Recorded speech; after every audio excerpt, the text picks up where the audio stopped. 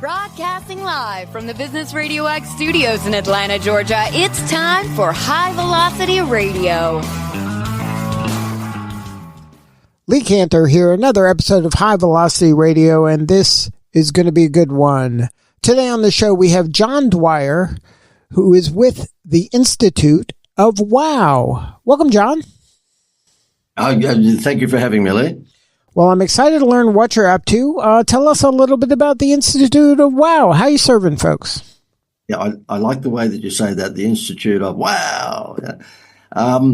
Look, as that name infers, it's all about providing businesses with what we call direct response wow factor concepts. So things that will, I guess, attract customers much easier than price discounting, because a lot of businesses fall into that trap where they need to put some money in their pocket and some food on the table, and the first thing they do is drop their prices. So what we do is that we provide them with wow factor ideas that takes people's eyes off the price. So what's your backstory? How'd you get involved in this line of work? Look, I've been doing it since the 1800s, so therefore I've been doing this for quite some time. And my backstory is that when I was getting towards the age of leaving school, I was pretty good at art. Artwork was my subject. And then back in the day, 1,000 years ago, when I was leaving school, I could see that computers were coming around the corner, and that a little bit like what kids would have seen a few years ago with AI, I guess. But I saw computers were coming around the corner. I thought, there's not going to be much money in doing artwork, as in freelance artwork. Maybe what I should do is take that creativity and put it into something that might be scalable. Not that I knew what I was doing at the time, by the way. I'm trying to make myself sound smart at 18 or 19. I wasn't. Yeah, so anyway, that's what I did. I went to university and college and picked up the advertising degrees after a few years, and then, went and worked for a major supermarket chain in Australia. As you can tell from my accent, I'm down under. And that was a great experience, because in my 20s, I was lucky enough to work for a big supermarket chain in Australia called Woolworths. And they had a lot of this wow factor stuff happening. So if you shopped at Woolworths, for every $10 you spent, you may have got a stamp. Back in the day, this is pre-digital. You might get a stamp and you put that on a saver sheet. And when you saved up so many stamps, you got special prices on cookware and glassware and all that sort of stuff. And throughout the time I was there, we ran big scratch games to give away $1 million prizes. And basically it taught me direct response, and it was very, very good for me, because obviously I ultimately left Woolworths and set up a business that did the same thing. So does the same formulas and techniques of back in the day, leveraging direct response, does it still work in today's kind of short attention span world that we live in? It does. I mean, look, it's tougher. It's tougher because everybody's got that 4-second attention span as they're scrolling. So it is, tougher. And I guess that's why we're continuing to do okay, because business owners do realize that you've got to stop the scroll. And while some business owners are still using television and radio and newspapers and so forth, it's not what it used to be. So really, Zuckerberg and TikTok and LinkedIn, they're getting all the money these days. So you've got to learn, as a business owner, you've got to learn. And if you don't want to learn, then get someone like us to do it. But you've got to learn how to make sure that you can stop the scroll, because you've got 4 seconds. So let's try to help some of these listeners. How do you stop the scroll? What are some of the do's and don'ts? Okay. Well, again, you wouldn't expect me to say anything differently. I mean, it is the Institute of Wow. So what we say to people, you've got to have a wow factor. And as corny as that might sound, when it rolls off the tongue like that, a wow factor is something very much akin to what McDonald's do with the Happy Meal toy. I've got 6 children. They're all grown up now and left home. But, over the years, we probably would have given McDonald's, a small fortune, and it had nothing at all to do with the hamburger in the Happy Meal box. It was all about the free toy. So metaphorically, they stopped the scroll. They got everybody's attention by putting a toy in the Happy Meal box. Kellogg's have been doing the same thing for 50 years with a toy in the bottom of the box. Amazon do it with their Prime membership. If you're a member of their Prime membership club, then you get free shipping and free movies and all sorts of other privileges. And the cafe down the road from you, Lee, and from me, probably, has given you a reward card. And if you get 10 coffees or 9 coffees, you get the 10th one for free. So it's all out there. The irony is that 97% of businesses have never used an incentive. So a big part of direct response marketing is what we call incentive-based marketing. And that's the Happy Meal toy in the box. And 97% of businesses continue to go down the price discounting path, and they don't they don't value add with an incentive. So my advice to anyone, if they were advertising on social media, have a wow factor incentive, and that is a very good way of stopping the scroll. Now, what about the kind of B2B coaches and consultants of the world that don't have maybe tangible things that they sell? How can they add some of that wow factor into their offering? Yeah, good question. Look, I fall into that category because when I moved from corporate, which was the big supermarket chains and stuff like that, into helping smaller to medium-sized businesses, the Anthony B. Robbins business model was pretty much it. So you jump on stage and do your song and dance, and you attract, business owners in the room. And then at the end of that, of course, you offer them the opportunity to use your services. And, courtesy of COVID, a lot of that now is done online, like we're doing right now. I mean, webinars and podcasts have become the new seminars. On a B2B basis, you could do exactly what I do. If I wanted to beef up a month's worth of income, I will run an ad on Facebook or LinkedIn because my audience are business owners. That's the only people who want to talk to me. I don't deal with consumers. And I will say, look, how about you enter the contest to win 3 months worth of coaching free of charge from me. And I'll tell them on that advertisement, which might be on LinkedIn, all the sort of stuff that I do, what direct response can do to help their business and so forth. Now, any business that enters a contest to win 3 months worth of my consultancy obviously is interested in getting marketing consultancy. So I don't attract an audience. I attract a red hot audience who have already glowed in the dark and put their hand up and said, I want more of this stuff. So we give one away, but then I might have another 100 or 200 businesses that are pretty warm prospects to go back to and say, look, you didn't win the 3 months consultancy with John, but we do have an opportunity for you to still work with him. Would you be interested in this special deal, whatever it might be? And that's what I would suggest to any business coach or consultant or advisor that, come up with a prize that might be your services. And walk me through what it's like to start an engagement with you. So say I come to you, say I'm one of those business coaches, and I come to you and say, you know what, I'm frustrated. The growth of my business is not going in the right direction. I'm assuming that's how most of your clients feel, right? When they're working with you, something's gone wrong and they need help either rebooting or refreshing what they do. So talk me through what that first kind of conversation looks like so you get enough information so you can educate and help them. Yeah, look, it's not a very long conversation, Lee, because it's the same conversation just about for 95% of people. Nobody has ever knocked on my door and said, "Oh, John, my name's John Dwyer, but I get JD." Nobody's ever knocked on my door and said, "JD, I'd like you to help me build my business over the next 5 years." I'm in no hurry. No one's ever done that. They're always looking for David Copperfield to provide them with a marketing plan that's going to get them a hell of a lot more clients quickly. And so generally speaking, if they're in the same sort of game that I am, and that is providing advice, a lot of the time they just are not aware of how best to play the numbers game. Because look, at the end of the day, it is a numbers game. It's all about selling once to many. If you're not selling once to many, then of course, you're not scaling. And I fell into that trap, by the way. I can't criticize anyone else. When I first got into this, I didn't realize that, the scaling was very, very, very important. Not so much when you're dealing with bigger businesses. So I've only been in the small to medium business sector for about a dozen years. Up until then, I had McDonald's and 7-Eleven as clients. I had Kellogg's as clients. I had, big businesses, Rupert Murdoch's News Limited. I used to provide them with all the scratch bingos for their newspapers. Not these days, but back in the early 2000s. And what happened about a dozen years ago, I said to my wife, look, we're not getting any younger. Why don't I use this intellectual property that I'm charging a few dollars to for the corporates and cut it up into bite-sized pieces and make it available for smaller businesses? And she told me that I was an idiot and stick to my knitting.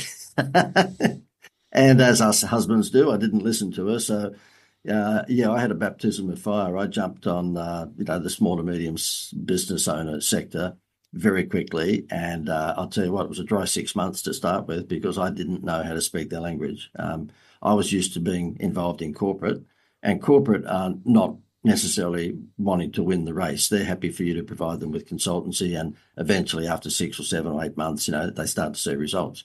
In the small business sector, that's not the case. They want results tomorrow because they've got to put food on the table. No matter how many likes they've got, the kids are still wanting to eat, So what we do is that we just simply have a very quick conversation that would probably go for the best part of maybe 20, 25 minutes. And then I put a plan together for them that will hopefully, give them a roadmap that they can follow quite easily. And then they do that on their own. You're kind of giving them help. And sometimes though, people need a helper. Do you ever do the work, or that's you got out of that side of the business? Oh, yeah. No, I was an idiot, Lee. I thought that just like the corporate world, where they had an advertising staff of maybe, 5 or 10 or 20 people, where I'd go in and, one of my most successful campaigns, and I'm going to show off here because I'm going to name drop, was a bank down under, whereby instead of advertising on price, in other words, an interest rate for a home loan might be 6.2%, we got rid of that and gave that what used to be their lure, which is a honeymoon rate. We'd give that to a travel company, and that travel company gave them a discounted vacation. So we came on television for this bank. It was the only bank in the world that did something like this. It was very bold. It was get a home loan from this particular bank and get a free vacation. It went nuts. And then a few years after launching it, I got Jerry Seinfeld to do the ads. And so I'd fly backwards and forwards to New York, and Jerry would do all the TV ads for us. So we would be down under with Jerry Seinfeld on TV saying, get a home loan, get a vacation, get a free vacation. Now, when Seinfeld got involved with something that was already successful, it went through the stratosphere. Now, that bank had a marketing team of 12 people. So I could get into their office. I can, basically show off and provide the advice to them and say, you should do this, and you put this on TV, you do this on the newspapers, you do this on Facebook, you do this on LinkedIn. And they had a team to execute. In the small business sector, that's not the case. They're all too busy. They're running their business, whether it happens to be a butcher, baker, candlestick maker. So we woke up to ourselves after getting very frustrated. I would give them the Seinfeld style level advice, but I found that was something that was just silly because they appreciated it, but nothing ever got done. They never executed it. So what we do now is that we implement it for them. So now, take me back to that time at that bank. So every other bank in the market was working off of price or advertising on price, or that was their point of differentiation. So yep. you've found one needle in the haystack that you were able to convince to do something totally different, and that's not easy to do, to convince someone to go against the tide. Can you walk us through kind of how you were able to persuade usually a very risk-averse group of people to take a chance this bold at a time when none of their competitors were putting their neck on the line? How did you persuade them to take the risk? Yeah, look, very good question. They were boring bankers, okay? Lovely people, but you wouldn't want to get caught in an elevator with them. The conversation wouldn't be gripping. And so therefore they employ a marketing consultant like me who's sarcastic and cheeky. And I thought we were probably going to butt heads. As it turned out, they didn't realize until I told them that they were a challenger brand. And if you're not the Coca-Cola of your industry, you're a challenger brand, okay? And so, Richard Branson used to be a challenger brand with Virgin Airlines, but of course it's up there now with, American Airlines and everyone else. A challenger brand is one that doesn't take the number one or number two spot. So when I got together with them in their boardroom, and there might have been 7 or 8 managers around the table, I threw a Happy Meal box in the middle of the boardroom table. Anthony Robbins tells you, that you've got to get attention. So therefore, that was why I got attention. And I pulled out the toy. And I'd been there for a couple of months doing a time and motion study on the business from a marketing perspective. And they had been doing everything that all the other banks do. So it's a Me Too industry, the banking industry or the home loan industry. They all look the same. So it's all Me Too, Me Too, Me Too. And so what happens is I said to them, okay, this is what I think could make a big difference in your business. Now, I was being silly just to get their attention, and they said, okay, idiot. I mean, what are you talking about with a toy out of the box in the middle of the boardroom table? I said, look, I will give anyone here $100. I put out a $100 note because that gets the attention of a banker. And I said, I'll give everyone a $100 note if you can tell me what a Happy Meal costs, because they've all got children or grandchildren. No one got within $1. And I said, well, that proves to you that McDonald's have taken your eyes off the price. Okay, it's all about the toy. And so I suggest what you guys might like to do. You don't want to be advertising on price. You are the 250th biggest business in Australia. So they're not small. They weren't a butcher or baker. They're a pretty big business. But the big banks, the Wells Fargo style banks, were, 50 times bigger. And that's why they were a challenger brand. I said, so if you're a challenger brand, you've got to do things differently. What is your acquisition tool at the moment? And they said, we give 1% honeymoon rate to, the husband and wife for the first year. I said, every bank does that. If the interest rate was 6%, they make it 5% for the first 12 months to get you in, and then it goes back up to 6% after 12 months. Why don't you pick that up and give it to this discount travel company that I've been doing some TV commercials for, and they will give you a $10,000 vacation for $5,000, all right? So if you were borrowing $500,000 and the 1% honeymoon rate for the first year was $5,000, you give that to them and they'll give you a $10,000 holiday. And that's what we did. So I introduced them basically to the travel company, and then the rest is history. We came on television and social media and we said, get a home loan from this bank, or not even get a home, swap your home loan from the nasty Wells Fargo bank, who's treating you like a number and charging you. Well, what we would say is that not once in 10 years, we ran the promotion for 10 years, not once did they ever advertise a price. You can imagine, Lee, nobody in the world would run their business for 10 years without advertising a price. Now, I know when you're saying that you tell them this idea, and instead of giving the 1% as 1%, you take the same amount of money or less and then make it into a vacation. That's it. And I just find it difficult to understand how a bunch of bankers throw their credit card across the table to you and say, oh, yeah, let's run that. Like, there's committees, there's boards of directors. How possibly were they able to be persuaded this simply on such a contrarian idea? I just think there has to be more to it.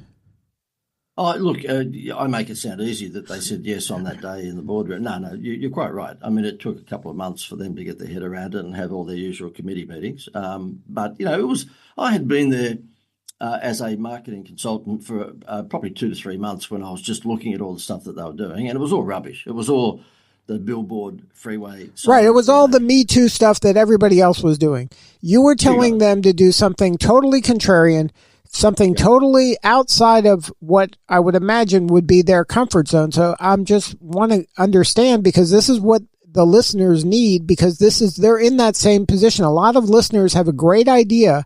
They just have a difficult time convincing people to take a risk.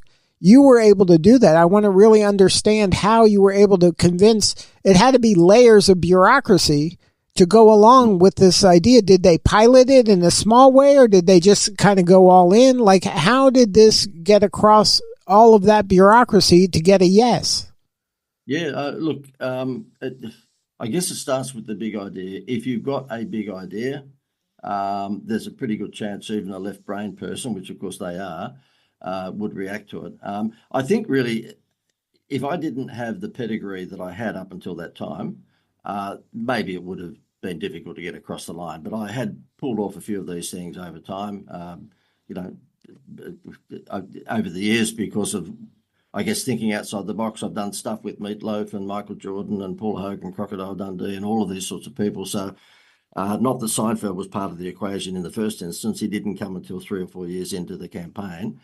But I had a reasonable track record, so therefore I would show all the things that I've done for the big supermarket chain here in Australia, and for car dealerships, and for butchers and bakers and candlestick makers. So I showed them what I had done. If this was my first rodeo, then probably they'd go, look, you have no clue, you don't know what you're talking about. And the fact that the travel company was already a client of mine and I was doing infomercials on television for them, I think that played a role too. So therefore I already had the relationship with the travel company. And, sometimes perfect storm, the jigsaw pieces just fall into place. I have to say this to you, it was easier to get the building society, it's called the Greater Building Society, it was easier to get them to say yes to get a home loan, get a free holiday, That's what we call it down under. You guys call it vacation, but we call it holiday. It was easier to get a yes from them for the concept than it was to get Seinfeld. So if you said to me which one was the easier, I'll say the bank. Yeah. So now, do those same techniques work nowadays? Infomercials, those kind of classic direct response communications? Absolutely. Yeah, absolutely. It doesn't matter what the medium is these days. And, I don't do a lot of copywriting now. There's a guy called ChatGPT that does it for me. But nonetheless, yeah, when, I'm a baby boomer. And so therefore you're going to get the question from younger people who own their business. Look, how do we know that, you've kept up with the times? Well, I have, because if you're in the marketing game, you're an idiot if you don't. And I've got all the young guys around me that, press the buttons when it comes to LinkedIn and Instagram and Facebook and so forth. But the thing is, the actual principles of direct response marketing have not changed. It's still basically problem solution marketing. You overweight and you don't feel good about yourself. Well, guess what? I've got the solution for you. And coincidentally, spring and summer is just around the corner. You're going to look good in your swimsuit. So problem, solution. So nothing's changed with regards to what direct response marketing is. It's all about the problem and the solution. The only thing that's changed is the platforms, the communication platforms. And it doesn't take away that the idea that worked 20 or 30 years ago will still work. It's just a different communication platform. Now, in order to leverage the social channels nowadays, do you have to use paid as well as kind of organic, or can you get away with just doing organic? No. There's no way in the world you could get away with just doing organic. And the platforms have designed their platform to make sure that you can't. Someone said to me the other day, we've got a couple of clients in Texas, and they're selling motorbikes. And although I'm down under, we have clients all around the world these days, because what we do, of course, is package it together for them, and they just basically sit back and watch it work. And this happens to be a vacation promotion with Seinfeld's campaign, going out, get a home loan, get a free vacation. We got contacted by an international travel company who said, listen, we've got an access to empty rooms right throughout America and Australia and Europe. These hotels outside of school vacation periods are running at 30 or 40% vacancy. Can you help us, basically fill those rooms by giving this as a promotion to businesses to attract customers? And I said, yeah, hallelujah. They said, look, you've obviously got half a clue when it comes to marketing vacations. We're a vacation company. We're just helping hotels fill otherwise empty rooms. And it's a win-win-win. It's a win for the business that says, look, come and, buy my refrigerator and you get a free vacation in Vegas. It's a win for their customers, obviously. And it's a win for the hotels because, ordinarily they would have been running outside of school vacation period with 30 or 40% empty rooms. They fill those rooms and then hope whoever stays there might spend money on food and beverage. So that's how it works. And as it turns out, we have a motorbike dealership in Texas that launched the promotion for getting test rides. So it's a test drive, but it's a motorbike, so it's a test ride. And I designed the promotion for them. We give them the vouchers for 3 to 7 nights vacation in New York and Orlando and Las Vegas and San Diego, Grand Canyon, all around America. So this voucher will give you up to 7 nights vacation at any one of these 4-star hotels in all those beautiful locations. All you've got to do is take a test ride. Now, the mathematics on that is that for every 10 test rides in the US, the average is 3.5 conversion rate in sales. Now, these Harley Davidson motorbikes, they are about $25,000 to $40,000.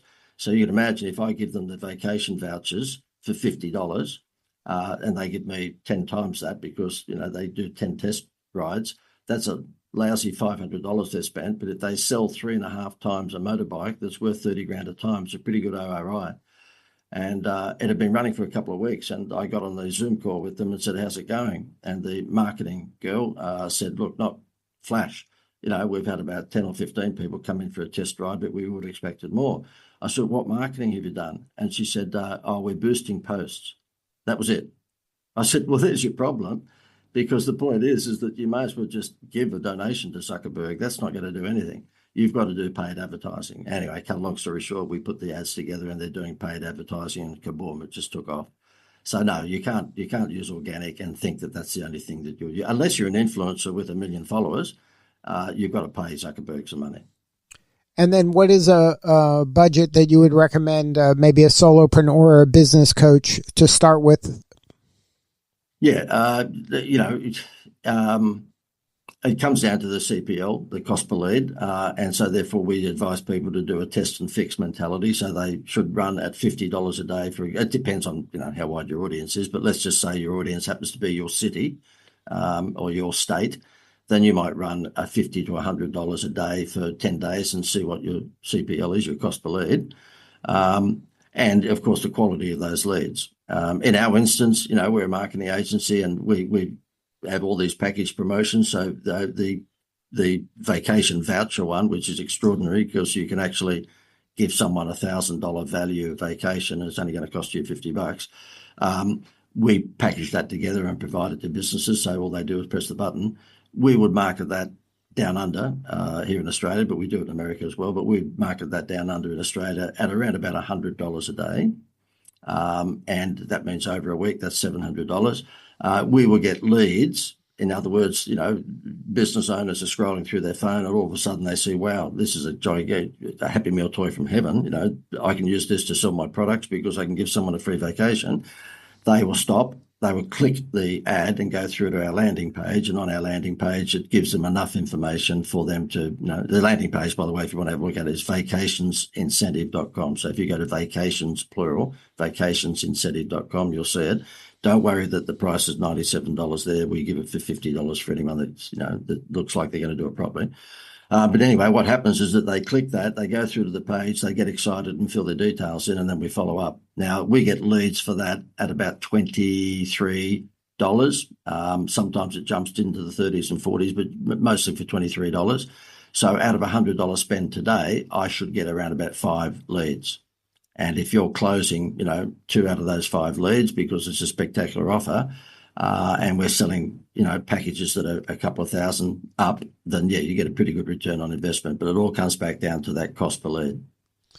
Now, in your business, are you still, so it sounds like you're still doing kind of classic agency relationships with businesses, but do you have kind of the few to many strategy as well, where you do online classes, online kind of offerings? Yeah, we do. Yeah. So, the model that we've got, because I realised that small business owners didn't have the wherewithal to implement a lot of this stuff. The major part of our business is packaged promotion. So, for example, vacationsincentive.com is one. We have another one called the Facebook contest formula.com, I think it is. And what that is, we actually provide to them a service whereby they tell us what their product or service is and we just get the leads for them.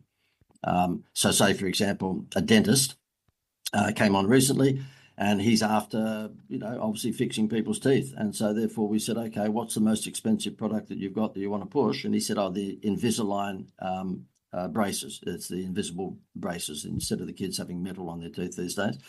And they're about $5,000 a pop. So we just ran a contest with the formula that we've got.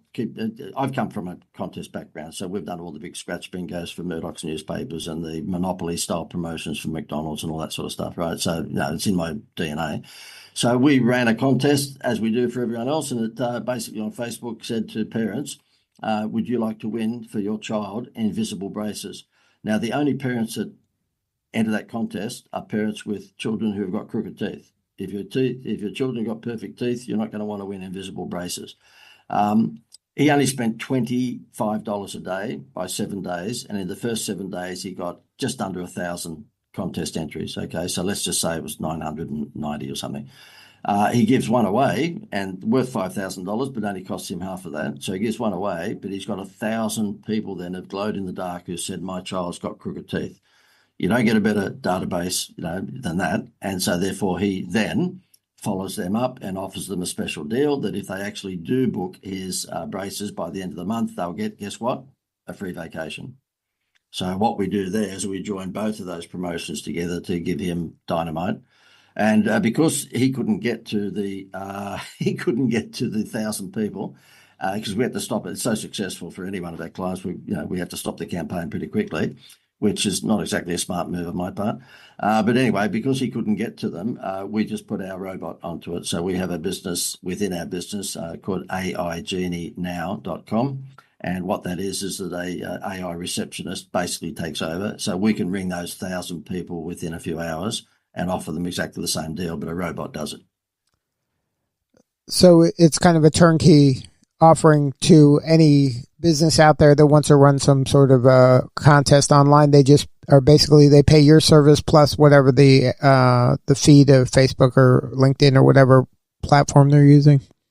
And that's right. And look, and we keep, most of the big advertising agencies, of course, as we know, because they've got to pay for the water fountain in the lobby and they've got beautiful offices and they're driving Maseratis, they tend to have an ongoing consultancy fee, which is frightening.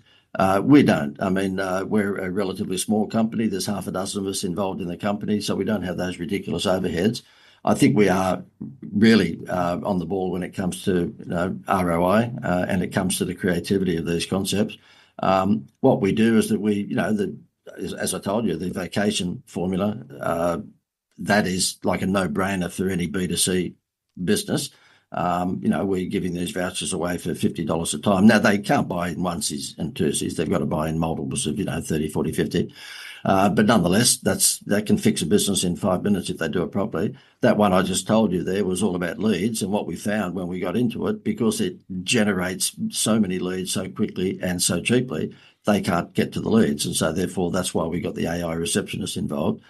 We do the $1 million draws, so we get $1 million insured for around about 20 grand. I can get $100,000 prize for a business for probably $3,000 or $4,000. So and these are, buy my product, you're in the draw to win $1 million. Okay, so we do a lot of that package stuff, but then there is other things, which, if you don't mind me plugging it, it's jdmarketingmakeover.com. So my name is John Dwyer, so it's jdmarketingmakeover.com. And in that instance, it's for businesses who just want to use my consultancy services and suck up whatever is in my brain and then go off and do it themselves. So there's the opportunity for consultancy if people want it.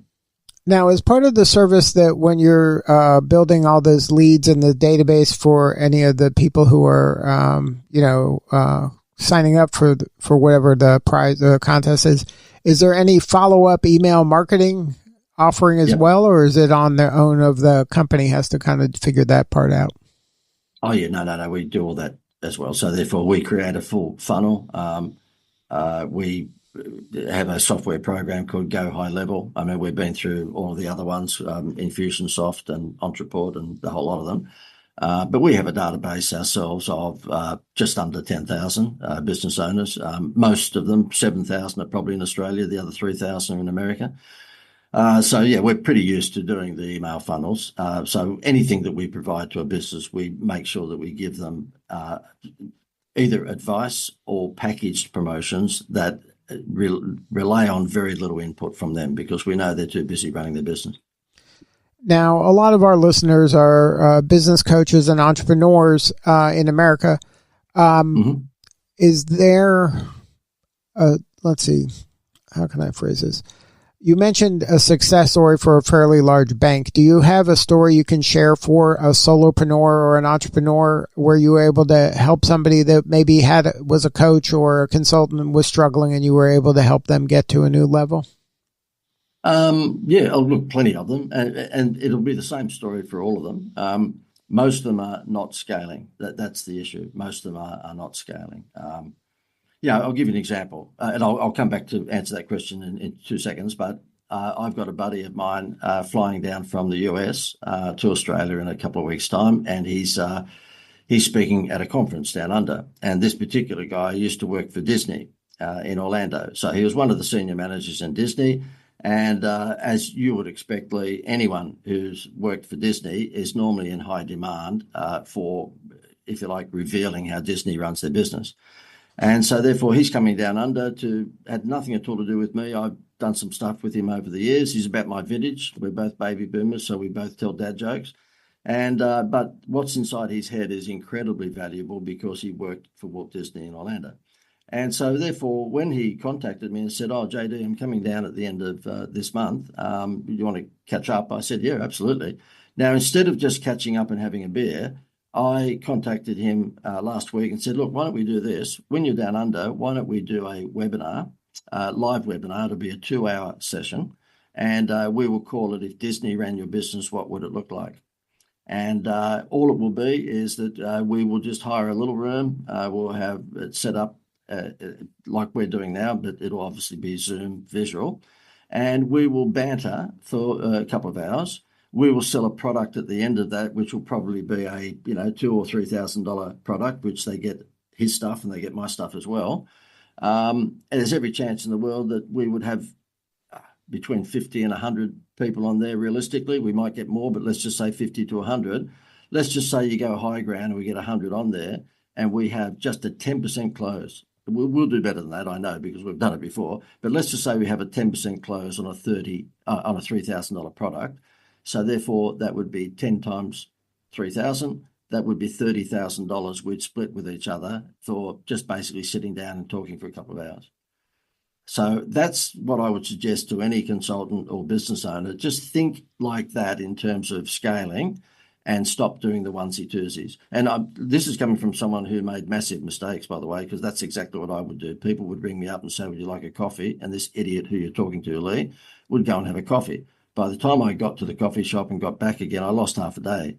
And if they didn't come across the line, then, I wanted to just jump off the edge, So what I do now is that there's no such things as coffee. And it's not because I think I'm better than them. I'm not. It's just that it doesn't make sense to talk on ones and twos. So that what you need to do as a consultant is, have, webinars and what you're doing right now, podcasts, where you're selling once to many.